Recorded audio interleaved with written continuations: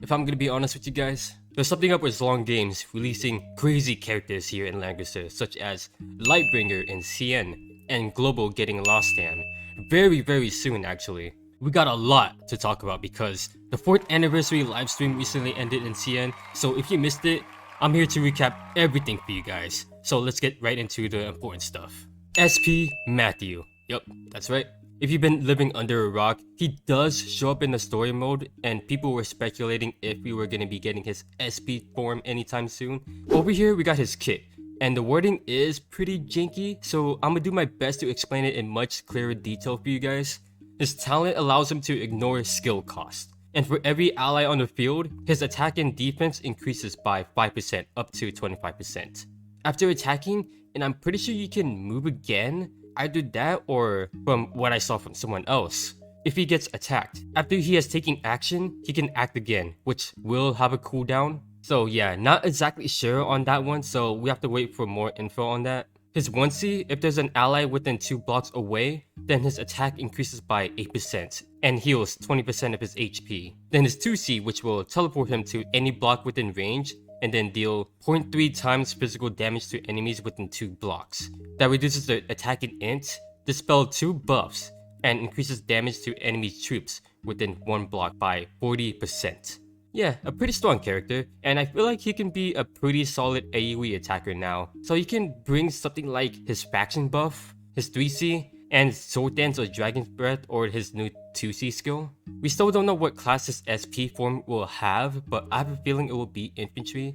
If that's the case, then his mobility will probably be an issue unless you bring something like sprint with him. Is he usable? With the right setup, I think he will. Will I see Mathew more often? Maybe not. His SP form doesn't make him too crazy, but it definitely opens a lot more option with what you can do with him now. There's gonna be 2 new characters that you can summon for, one of them being Girl in the Shell, which is apparently supposed to be Lucretia. Now, I don't know what kind of things she went through. We got Mathew here going through some depressing stuff. And then here's Lucretia. I don't know what kind of unicorn land she went through, but it must have been pretty nice. Her talent apparently gives her some kind of shield that increases her int defense and will let her revive. At the end of her turn, she can choose one of 3 different types of golem, which are Shaping Shield, Synergy Boost, and Magic Pulse. Don't know what these actually do, so we gotta wait and see for more. Her 1C is an active skill that heals her, can move 2 additional blocks, and attack again right after. Her 3C lets her choose either having to use AoE skill or single target skill. With AoE, the range is 3 straight lines, dealing 0.33 times magic damage that gives some kind of monk effect while applying some debuffs. But with single target, it deals 1.6 times magic damage that gives a monk effect while also giving 2 debuffs before battle. Don't know what the monk effect is all about, I'm pretty sure it will be changed sometime soon. Also to note that each time she uses her 3C, the skill range and the number of debuffs increases up to 3 times. So that means she can have a total of 5 range with a single target and attack within 6 blocks with her AoE. But it's only for her 3C it looks like. So I don't know how I really feel about this one since her long range is only possible with her 3C. Plus given the fact that it will take time to set that up. What I'm hoping from this character is that she isn't just a downgrade of her counterpart, because what makes that Lucretia really good is that as long as she has her golem alive, she will always be able to attack from far away. Plus, if her golem is nearby her, then she is able to revive. This next one is probably the most hyped up character announced from the anniversary. Even more hyped than SP Mathew.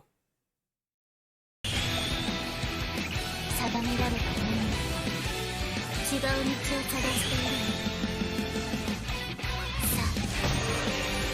さあ私について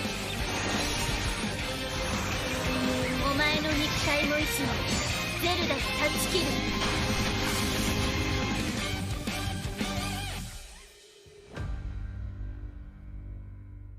Zerida 2.0, or Neo Zerida, or her official name, Sword of Light and Shadow.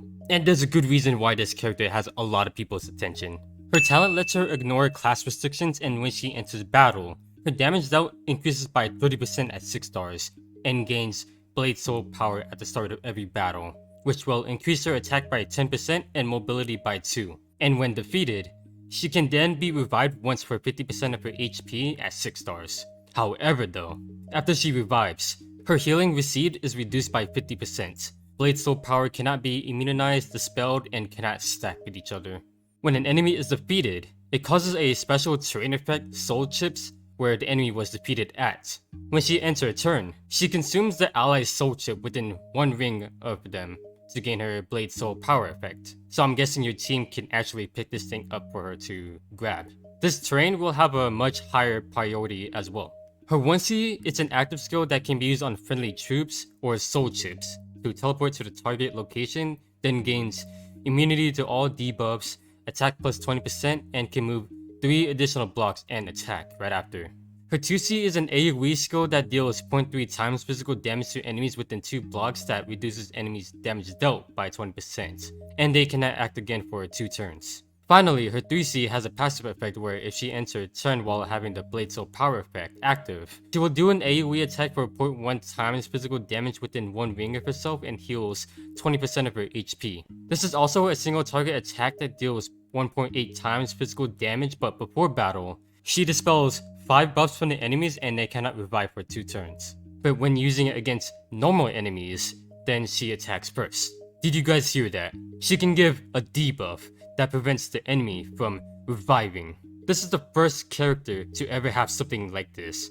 And as you guys know, revive effects have been much more common nowadays, especially for tanks. So for you hardcore Apex players, she's definitely going to be a must pull. Sadly though, Lightbringer still counters her if she has something like Gospel to prevent having that revive debuff. But I have a feeling that she's going to be amazing for regular content as well. But her faction says otherwise because she's part of the Protagonist, Mythical, and Rebirth. I still remember the times where people used to be scared of her in the early Apex days, and now with the second version, she's going to remind people again why they should be scared of her. The new Zerida is the only one for now that we know what her kits actually are, and as for SP Mathew and the new Lucretia, we only know so little about them. So once we get more updated info on them, I may do another video if I feel like it. They also announced 10 new soldiers as well, but only revealed 2 of them and what they actually do. The first one here is the Poison Bat Magician, which is a flyer that can move 5 blocks and attack at 2 range. It will do magic damage, and when entering battle, the soldier's attack increases by 40% and has a 100% chance of applying a debuff before battle. Second, we have the Armored Duelist, which is an infantry soldier that has 4 mobility. When entering battle, soldiers' attack and crit chance increases by 30%, but when attacked, there's a 60% chance that they will have their physical damage taken reduced by 25%. Already they sound pretty good. Also to note that the description is what it looks like when they're at max level. As for the other 8, there's no info about them yet, but I'm hoping hopefully soon because I actually can't wait to see what they are and what they actually do. As for new content, they showed this tower defense game mode. It seems like you're able to set up different kinds of tower here using traps and stuff like that. And you can use characters as well to protect this building here right in the middle. Once you finish your defense, enemies will spawn in waves. And by completing each waves, you'll get the stuff you actually need to upgrade your towers, and I'm hoping characters as well. By taking a look at this image, we can see a little bit more on how this works. In the left top side here, we can see the enemy's behavior. So the red box says something like break the enemies, which probably means targeting the characters is their highest priority. The purple one is siege. Enemies with this gives higher priority to attacking buildings. The blue one says charge, which probably means that they attack whatever is in front of them. Then finally, the green one is support, which is pretty self-explanatory. Down here, it talks about pollution value. The higher the value, the stronger the enemies become.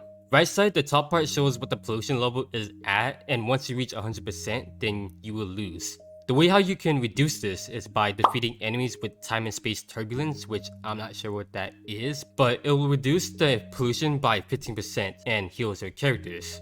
If you manage to reach 30% or less, then enemies attack and int will be reduced by 10%, and magic defense is also reduced by 10% as well. If the pollution value is at between 30% and 70%, then enemy stats will remain unchanged. If it's over 70%, then the enemy's attack and int is increased by 20%, and their defense and magic defense is increased by 10%.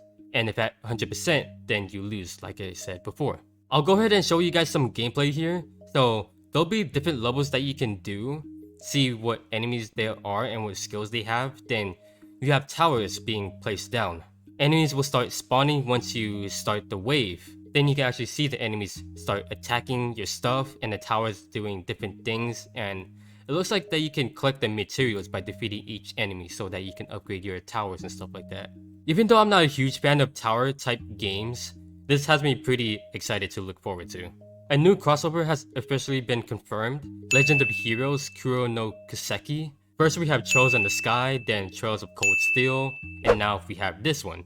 Man, they sure do love the Legend of Heroes series, which I'm not complaining. I've only ever played the third installment of Cold Steel, and I gotta say, that game slaps. So yeah, they only confirmed that this crossover is coming sometime soon, but nothing more after that. Other than that, there's gonna be more music concert skins like Elwin, with a new building that has different kind of musics that you can choose to listen to, some rewards that they announced, and some kind of vote event here it looks like. 3 promo videos, and there's this 4th anniversary celebration picture as well. They literally went all out on this 4th anniversary. It's even bigger than their 3rd anniversary, which I thought was crazy. Overall, it was a pretty good livestream. I enjoyed it myself even though I understood like literally half of what they were saying.